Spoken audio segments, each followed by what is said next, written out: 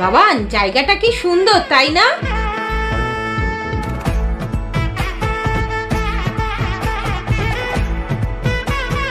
তাড়াতাড়ি না, লেট করিস না। হ্যাঁ হ্যাঁ, চ চ চ।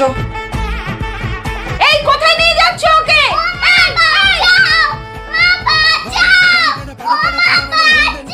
কি করি আমি এখন, কি করি?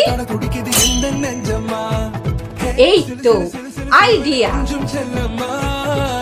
আমার সাথে চালাকি দেখ এবার তোরা। বন্ধ কর।